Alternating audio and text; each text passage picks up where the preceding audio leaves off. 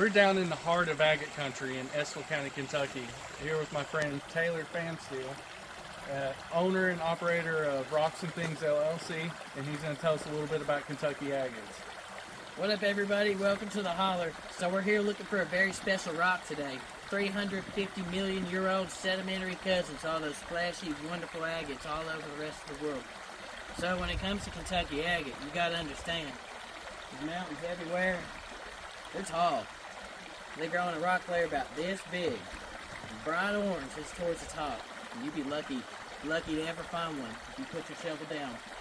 So to respect the earth, we like to come down to the creek just about every other rain and see if we can find one of these brightly colored, banded varieties of cryptocrystalline silica. So the Kentucky agate is something super special.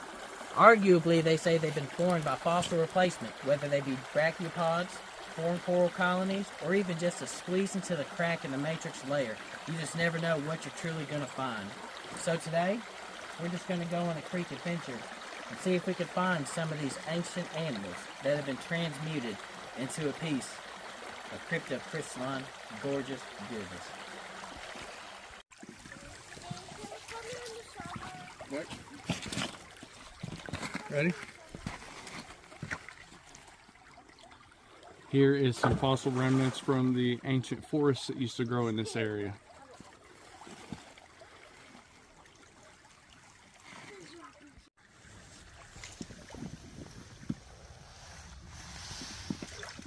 I'm out here in the rocks. Walk on that.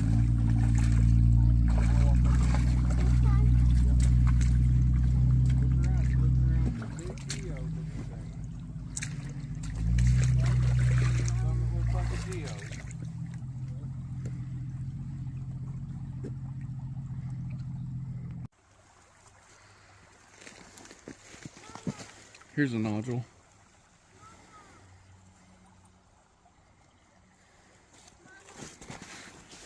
That's it.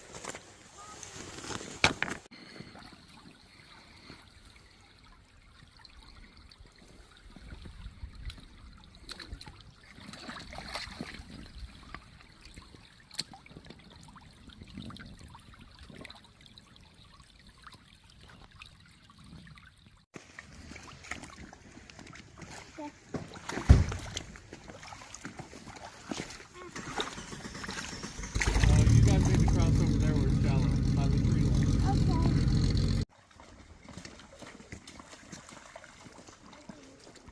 Yep. How about that?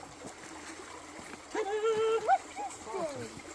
Let's see what it looks like on the inside. Oh. Okay, so you got the good shell. So you got like the old fossil shell. But then the inside, they come like this a lot of the time. So let's say 10% of the ones out here is going to be killer bands. And the other 90% is like that. But it just goes to show when you find one that's banded, it really is fun. So when it comes to agate, chert, flint, chalcedony, you know, it's all microcrystalline varieties of silica. So you get stuff like this, you know, you wouldn't call it agate, but I think it formed too fast. So even though it's still gem grade, you don't get any of those killer fortifications. So tit for tat, you call it moss agate or chert, depends on company. So Kentucky agate comes heavily fractured, being a sedimentary agate. This is like the older cousin of all the ones out west, where they come big old gas bubbles. So they come heavily fractured due to the age and them being old fossils. So all the seismic activity turns them into gravel, and you get lucky when you find a good piece of color in the gravel. The red and black variety typically likes to split right at the red banded due to inclusions between the black agate and the red, and that's why you have the red banded stopping there with just the light dust of the black. It's a quality rock, good little chunk. I about walked over this one.